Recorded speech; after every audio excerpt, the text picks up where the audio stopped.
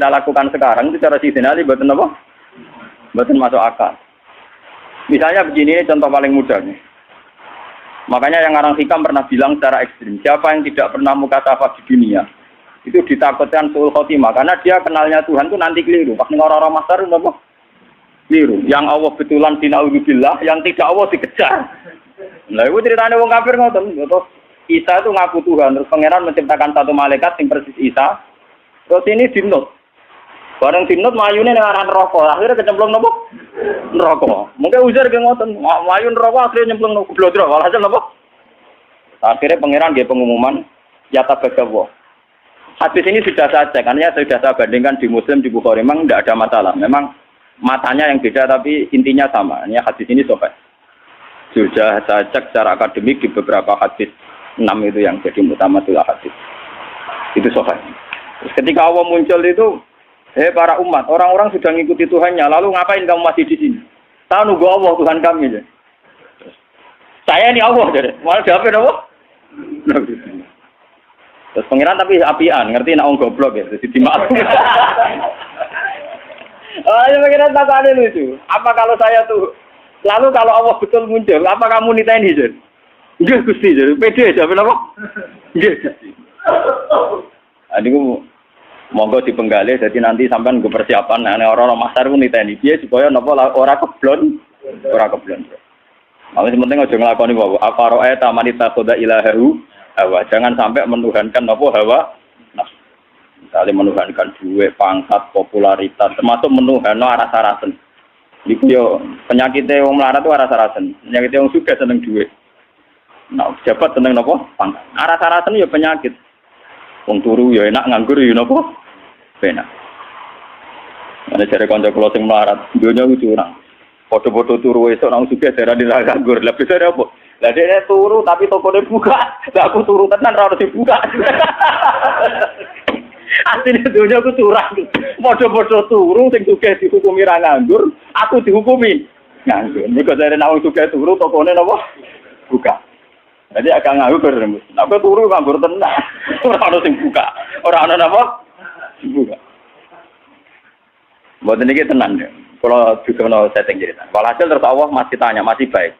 Apa kalau saya sebagai Allah memunculkan satu ayat, terus kamu kenal? Kata mereka, ya Gusti kenal. Wong munafik ngaku. Saya di dunia meskipun munafik, sesembahanku pangeran. Allah, pangeran ngetes. Ya sudah, kalau gitu kamu sujud. Wah, niku pas sujud niku kaku, awake niku topon wahidan niku kados blabak sing tunggal. Itu labil sekali ketika dia sujud malah geblak. Makanya Imam Tobari sebagai ulama tafsir dia nafsirkan ini di ayat ketika mereka disuruh sujud wa yutauna ila sujudi fala yastati'un khasyiatan absaruhum tarhaquhum napa lillah. Jadi waqat kan yutauna ila sujudi wa hum salimun. Fadzarni wa may yukadzibu bi hadzal hadis. Bersamaan ngertos manane Quran. Memang dari awal Quran ngendikan fadzarni wa may yukadzibu bi hadzal. Dadi malaikat kon mirip kabeh.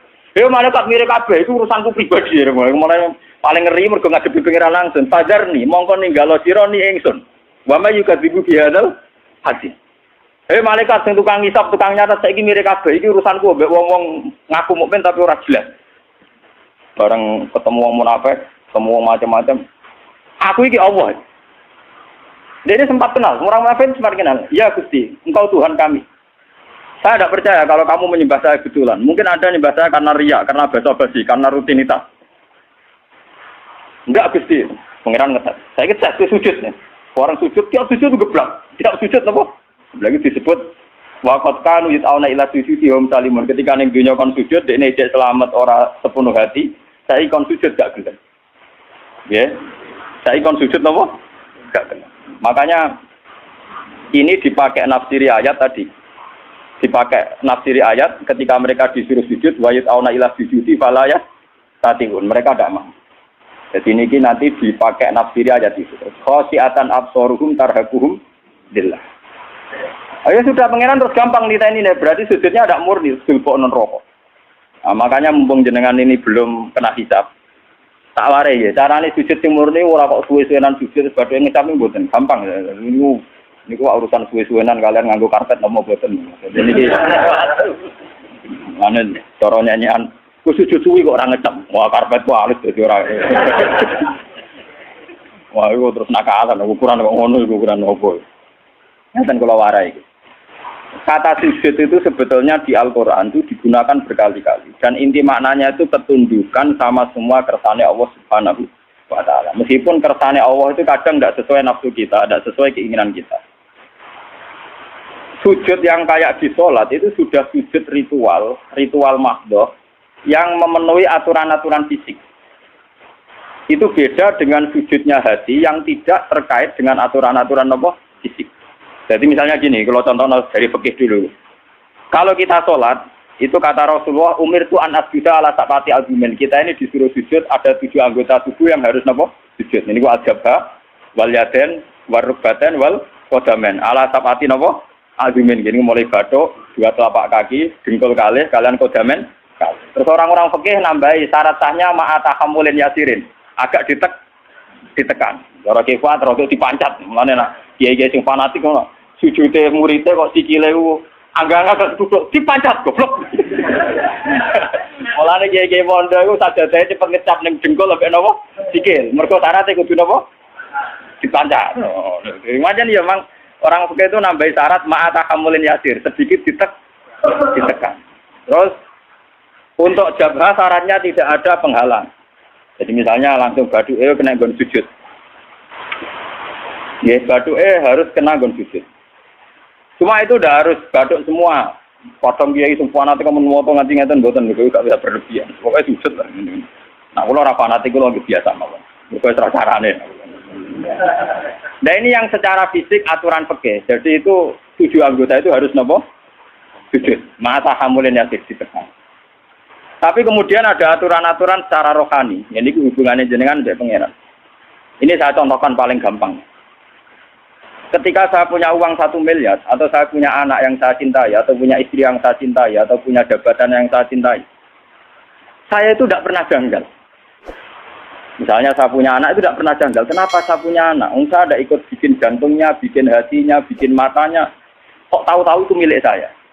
Saya punya istri. Orang melok rumah mulai cilik, ora bisa ngatur jantungnya, orang melok ngatur pernapasannya, paru-parune, ngerti-ngerti dikeloni, dapu, itu bojoku. Kita ini tidak pernah janggal ketika dikasih, ketika mempunyai, paham ya?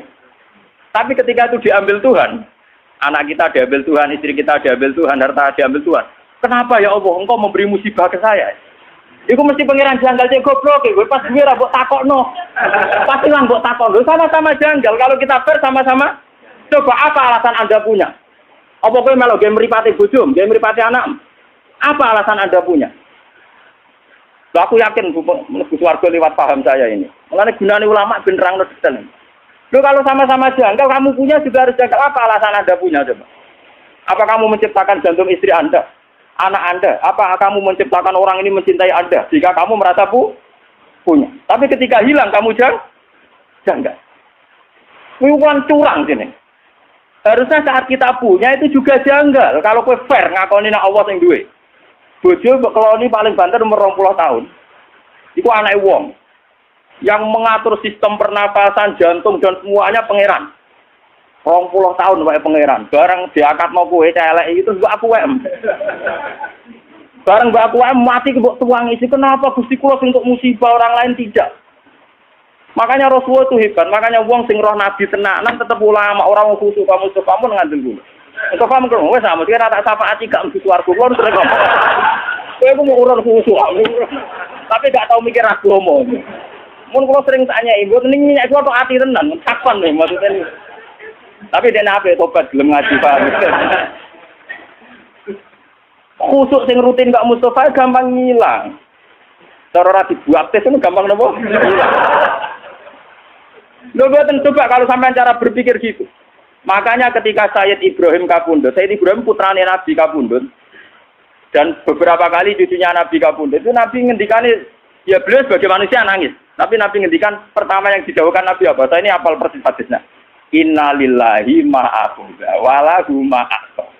Ya pancen wae pangeran, awal-awale sing duwe pangeran. Saiki dijupuk pangeran.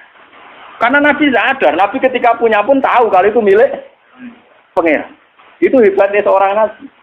Kalau Anda betul sujud untuk pangeran, pas punya aku juga harus janggal. Misalnya saya kok punya jantung Gusti. Lalu coba sampai naik cuci darah. Lagi sadar fungsinya jantung. Jantung udah diumbah 4 jam. Nak ora wae melempok. Sekarang kita punya jantung biasa saja. Kita tidak bisa ngatur organ jantung kita, nafas kita, paru-paru kita. Kamu tidak pernah janggal. Tapi ketika itu dikai penyakit, pangeran kejagal. Kuna Gusti untuk musibah kelotok liane bo. Berarti kamu belum sujud betul sama Allah. Nak kowe wis sujud tenan, nak kowe janggal ya janggal mempunyai. Jadi adil pas duwe ya napa? Gusti karepe jenengan piye lho? Kula niku ora melu game mripat kok game mripat. Lah iku apik. Paham nggih? Gusti karepe jenengan piye lho? Kula ora melu duwe jantung kok ujug-ujug duwe. Kula ya ora melu gawe, ora melu tuku kok ujug-ujug duwe. Karepe jenengan sepun. Lah nek kowe janggal ngono apik tenan. Ora kok pas ilang baru napa? Iku goblok urung sujud. Berarti urung napa? Mulane kowe sampean rawan geblak nek kok sujud. Lho kok tenan tak warai. Lho kula tak bila-bilane tenan. Kulo niku mboten sombong. Kulo tumbas kitab niki niku teng Pasuruan niku saking angile golek wonten sing crita. Gus wonten Gus tiyang gadah kitab niki. Jenengan tumbas mawon. Bukan apa-apa, memang kitab ini menangga saya itu dulu ngira itu kalau pas saya ke Mekah itu mau beli. Itu sudah saya siapkan uangnya. Ternyata Allah menghendaki lebih cepat. Lalah wong cerita, mboten jarak cerita. Gus kulo niku di tafsir Tobari. Firasat kulo niku jenengan saged maca. Berarti ya firasat yo tenan. Canggung ngalim tenan barane nopo firasat lho, canggung melek. Walhasil sapi itu memang masalah gitu. Makanya kalau latih sujud maknanya ketundukan. Mulane ketika langit bumi itu digawe, semastawa ila sama iwaya nopo dukhonun faqala laha walil ardi ya tawan tawkarha qalata atena. Jadi ketika pangeran gawe langit bumi dia mau ngene langit. Langit bumi kae arep aku pangeran nang ngertos Gusti. Artine apa? Ya tetep kabeh-kabeh terserah jenengan, ora terserah kula. Mulane ki kudu manut aku, cek nurut cek kepeksa. Tauan awakara kowe nurut aku cek nurut sukarela cek kepek. Dari langit ke bumi.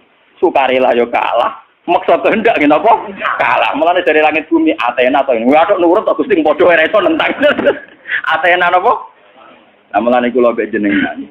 Kowe kepengin sugih ora mesti keturutan. Nentang kersane pangeran ora mesti keturutan. Atuk sujud wae. Atuk napa? Sujud.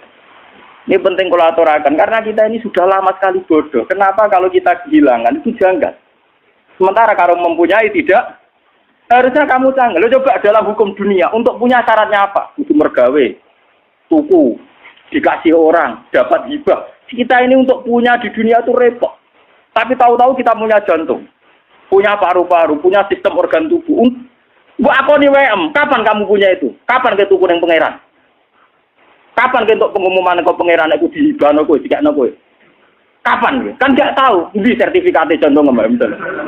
Di sertifikate paru-paru. Enak ngaku mbok WM. Bariku bareng ilang kowe protes pangeran wis mulane aku maca hadis innalillahi ma aqada kula nu nangis. Dadi nabi tenan ribet tenan. Kira ora paham maca ngono biasa ae. Mergo bingung maknane tok. Itu sujud. Itu hakikate napa? Mulane wong alim sing para pangeran iku misale Mustofa sujud ping pindho, ambek kula mau cek akeh kula kan ya. Bodene salat pikir Ka'bah ping 1000. Ambek kula ora usah salat pikir apa cek mulya kula. Mergo dawuh Nabi wong alim mikir sak jam luwih apik timbang ibadah wong bodho swidak taun. Padahal kula niku mikire ra trimo sak jam. Sedina 24 jam kula turu rata-rata 6 jam itu ndak mesti. Mau dipengno ibadah Mustofa wis gak kuwati ngono. Karena kelebihannya orang alim itu tadi, dia kalau mikir tuh jitu, terus punya rumus pentingnya sujud. Wong kula niku wong alim nggih. Niku tiap duwe pemikiran ku syukur tenan mbek pangeran iya. Kenapa saya tidak pernah menanyakan Tuhan? Lho kowe nek duwe tanah itu janggal agak disertifikat. Kowe di sepeda motor ya janggal agak duwe STN. Sekarang kamu punya jantung, punya paru-paru, enggak punya sertifikatnya. Kenapa tidak kamu cari di notarisnya Tuhan? Kamu tidak pernah minta kan kepastian itu milik kamu. Loh orang mesti WM orang bukti ini kok ketika hilang kamu tanya, kamu protes sama Allah. Utak kamu nengti. Mulai saat ini sing sujud tenan kok kudu tunduk. Loh soal jalo ngemis donga ngemis mana nih paham napa? Lho iku ape? Sing elek kan protes, senang ngemis ape? Pangeran ape seneng dijalui. Saya kados kula niku, kados kula nanti kiai. Ya nasib kula ora jelas gak apa-apa aja lho. Gusti kula kadang-kadang nyuwun sithik mon Gusti jelas sithik kok. Tapi saya tidak pernah, alhamdulillah saya tidak pernah. Dungo jelas nasib ning donya ora. Kalau ora kepengin dadi wong bodho. Kali nasib saya secara materi ku jelas. Paling banter umurku cek 40 tahun kan. Gue nek iso aja repot. Nah, kula nu donga bojo kula nganti wedi. Seneng lho Gusti jenenge mati. Ya ora seneng cuma ning donya ora prospek. Ya ora seneng nganti seneng ati ya ora cuma ning donya mboten apa prospek. Misalnya kumpul wong soleh ngene iki untunge opo? Kumpul wong dolim ora oleh, kumpul wong soleh ora jel. Untunge opo? Enak mati kumpul pangeran. Mulane jare Nabi pas awake kapundhut ditugani Aisyah, ditugani Fatimah. Terus ada Sayyidina Ali, ada Sayyid Fadl.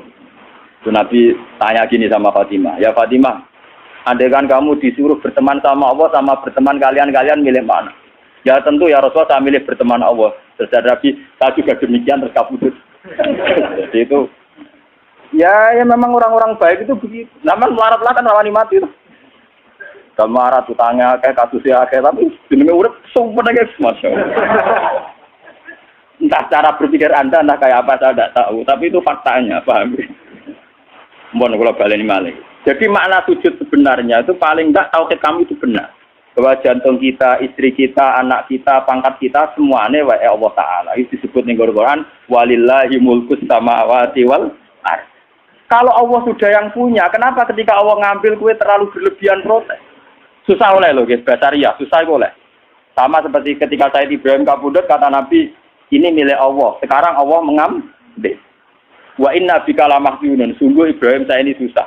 Tapi meskipun saya susah, wala naqulu ila ma yardarabbuna, tidak akan komentar, tidak akan ngomong kecuali sesuatu sing diridani pengen. Ngene iku, innalillahi ma akhadha wa lahu ma. Itu rasulane innalillahi wa inna ilaihi raji'un. Ini penting kalau aturaken. Sebab sujud yang kayak kita di sholat itu tidak menyelamatkan kamu nanti di akhirat. Buktinya wong munafik zaman ning donya sujud. Tapi ketika dites ning akhirat atau gak lolos maksudnya ini mergo sujud ora tok ati. Wong munafik ning donya ora apa sujud. Tapi nanti ketika dites di akhirat sujudnya itu rai itu disebut waqad kanu yut'auna ila sujudin. Itu nanti ketika dikokor sujud itu tidak mampu, fala yastati'u. Maka terus tidak mampu.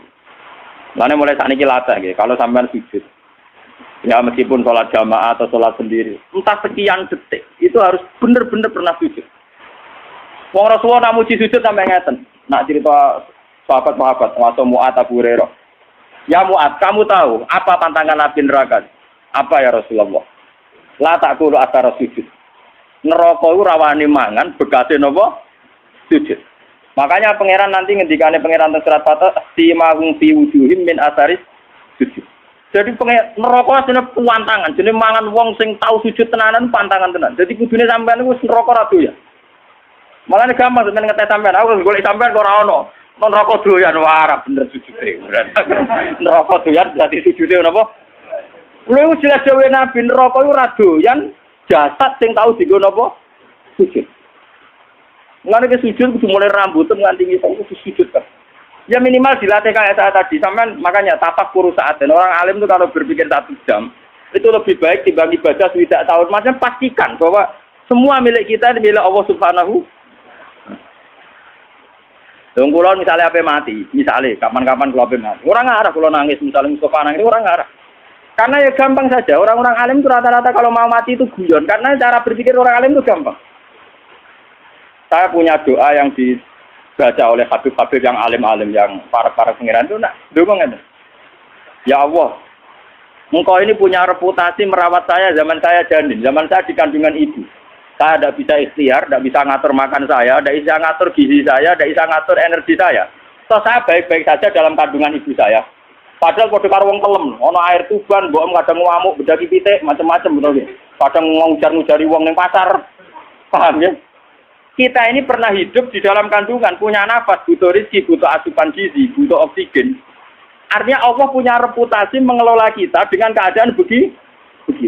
Tentu engkau juga mampu mengelola kehidupan saya setelah saya di kuburan, karena itu tidak beda jauh dengan zaman saya di kandungan Ini pikirannya orang alim. Jika orang terus bisa menganalogikan, mengkiaskan, ternyata Allah punya reputasi mengatur kehidupan dalam kuburan. Ini kuburan ini bohong ini. Malah ini pangeran ngendikan fi dzulumatin salaf. Saya ini punya reputasi ngelola kamu fi dzulumatin salaf dalam kegelapan yang 3. Lah iya toh, pertama wong sperma ning gegere bapake. Jika Mustofa ini wis gawa anak putune, gawa ngalor ngidul kudanan adol roti wis gawa ngalor ngidul. Itu Allah punya reputasi mengatur sistem ketahanan sperma ada di bapak. Mimpene sulfi wat bariku ditransfer rabi. Ning gone rahime ibu. Artinya dengan reputasi sepanjang ini masa sekarang kamu meragukan reputasinya pangeran mau perkara saiki ape dipendem wah kuburan dhewean. Ape sapa? Oh pangeran tersinggung. Cangkemmu lha kowe dhisik ape sapa ngono paham? Blok-blok lha kowe dhisik enggak ape. Tok. Kowe ora usah takok ngono, iku ora mukmin jenenge paham ya. Nang takok mos kowe sampeyan mati mbek sapa? Mbek pangeran Gusti. Yo petise sapa? Lah iku pangeran saking dukane ning gone Quran. Fadzarni. Darni maknane aku gak ro dhewean. Pokoke pangeran disendikan fadzarni iku rada kudu ngamuk. Aku baro dhewean, malaikat tukang hisab, barno aku mbek wong iki. Lah iku pangeran ngetes ngoten kok. Mustofa ki nak pancen ning donya sujud mbek aku, saiki tes kowe tak kon sujud. Ku nek iso sujud tenan swarga, nak geblak neraka. Wah. Gila Timur. Betul-betul. Lah cuma sing wong mukmin sing geblak-geblak iku kok terus iku para nabi, para ulama, para wali dikek syafaat. Jadi kok nabi, "Cung, sing tau ngaji kowe syafaati." Waduh. Lah iku ora gelem. Ora. Mboten iki tenan, iki ngaji tenan. Jadi memang kula niku krasa tenan. Sujud itu sesuatu yang mudah itulah dilatih. Saya itu sering berdoa sama doanya para wali-wali itu tidak doa minta tapi kayak tadi. Ya Allah, Engkau punya reputasi ngatur rezeki saya zaman saya di kandungan ibu. Toh saya sudah bernapas, butuh gizi, butuh oksigen, butuh toh Engkau juga bisa. Bahkan Engkau punya reputasi menciptakan bapak kami Adam dari tanah yang mati. Jika kalau kita kembali ke tanah itu ya paling tidak kita ingat reputasi Tuhan menciptakan kita dari tanah, mengatur rezeki kita zaman di kandungan. Paling tidak Anda itu tidak janggal atas reputasi Tuhan nantinya mengelola kita setelah dikubur.